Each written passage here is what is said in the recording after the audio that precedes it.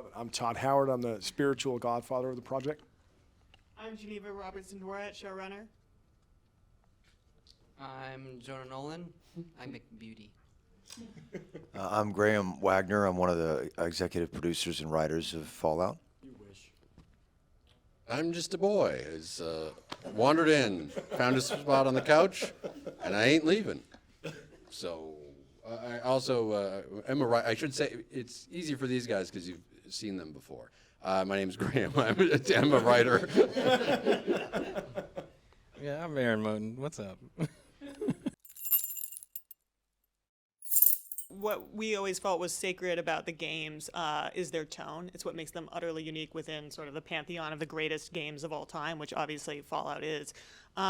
It's filled with action. It's fun. It's weird, and we knew we had to land that. And if we did, we felt like then we would have a Fallout adaptation worth watching.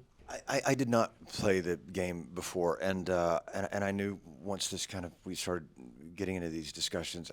I've said this before, but I really felt that there needed to be someone at the table who wasn't concerned with keeping up with the mythology of this show, this story. That there were. Well, you told us repeatedly that you had played the games. You loved the games. That was a big part of your sales pitch. But now I've got the job and I finished it, Jonas. So now I can tell the truth.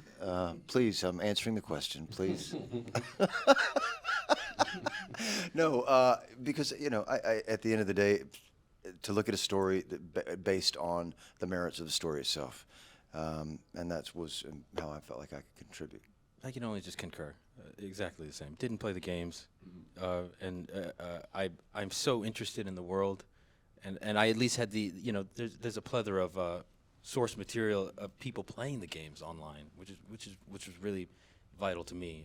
I really enjoyed that. But I have a quick question to ask. So, did you make a story about the people that were playing the game online? Did I make a story about the people that were?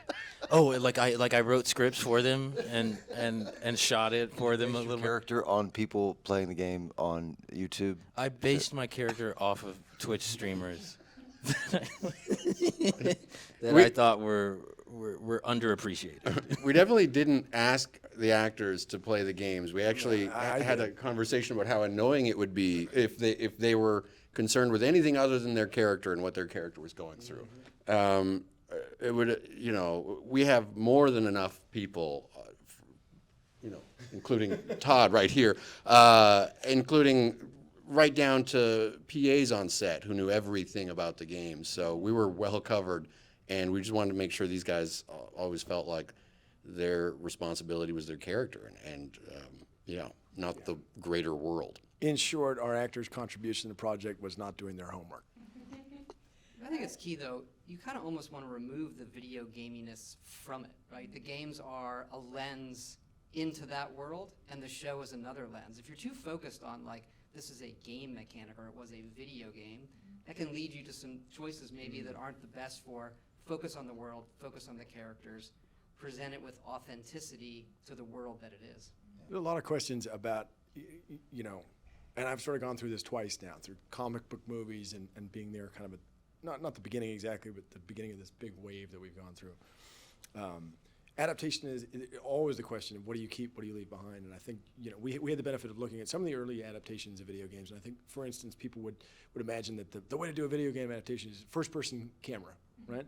Which, there are like 3 first-person camera movies in the history of filmmaking. It's not how grammar works in film and television, but it is how grammar works in video games. I prefer first-person video games. So it's one of these examples where you're not actually doing justice to the source material by just imitating it or imagining that you're just going to do it. I think for us it came from a place of loving the games, playing the games, and wanting, as Todd said, to find the essence of the games, thematically, tonally, the way they make you feel, and find a way to evoke that feeling using actors, cameras, and all the tools that we have. I work in half-hour sitcoms for the most part, so all of it, I assumed we were not going to be able to pull off. But the reason Geneva and I kind of felt so secure going into this is that Jonah's a guy who's landed these things and landed them tastefully, and it's not been cartoon world. It's and doing it that way was a lot of work for me because I'm a lazy person. But it was I think from my perspective it worked out. Yeah, and Jonah, should speak to how much we did practically. That was going in, I assumed a lot of things would be VFX, that then, part of Jonah's method is you build everything you possibly can, and that was absolutely amazing. It meant going to set every day. It was sort of like Christmas morning, where it was just remarkable to see what our production design team had just built overnight. Like sometimes entire towns had been erected on backlots and in sort of empty parking lots. Coming up with my brother, this was the way we learned how to make movies.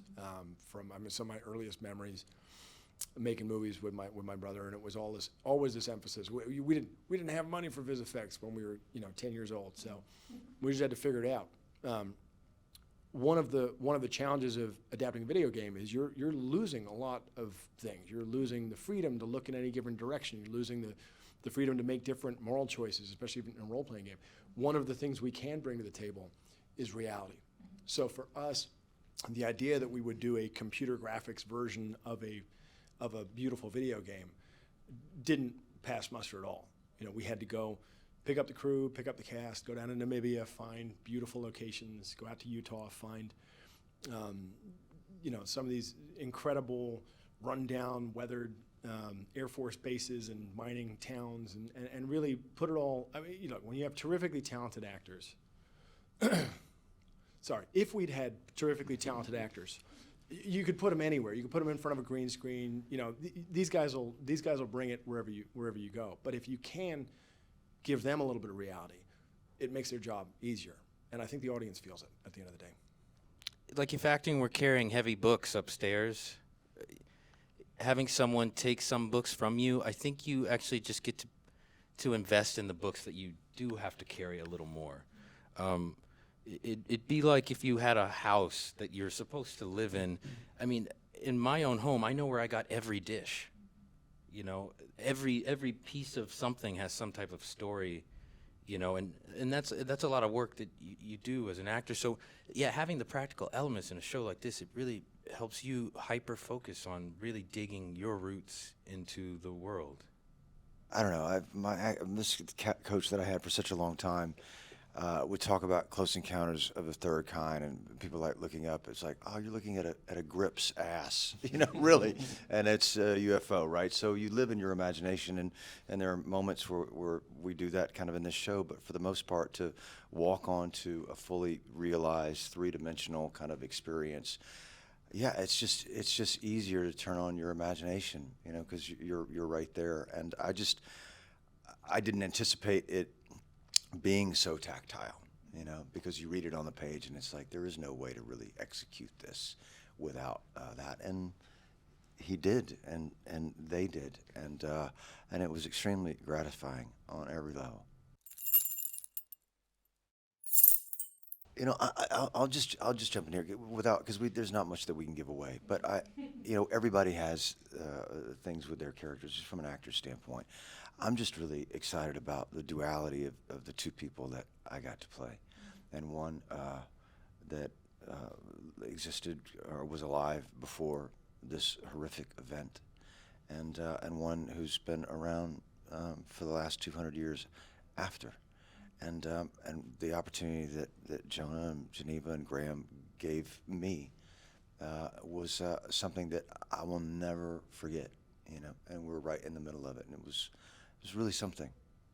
Yeah, for me, it is the one thing the games could never do a lot of or do well is show the world before the bombs fell. It's the thing that really makes Fallout extra special is that romanticism and naivete of what nuclear future would be, and then it all goes wrong. And the show has an ability to go back and mine that in really, really unique and smart ways, and what they've done with it. And that's been, whenever I saw those pages and then saw it on the screen, it was a real treat. I think something I'm really excited for people to see in the show is also something that's very true of the games, which is, there's so many post-apocalyptic narratives out there, and I always loved that the games were fun and didn't take themselves that seriously, even though they deal with what could be very sad subject matter, and I hope that's something we brought to the show. 10 years ago, I had dinner with Kyle MacLachlan to try to twist his arm into being in a little itty bitty sitcom, and I was, making small talk with, and I just sort of asked him, what do you want to do? And he looked up and he said, I'd love to be in a great big sci-fi. And I feel like we did it. Yeah, there's no ending to that. I'm just going to peter out as I do. I think for me, the challenge and the opportunity on this one of the things I'm most excited for the audience to see is the humor of the show. The unique tone of the show is one of the things I was struck by playing Fallout 3 all those years ago.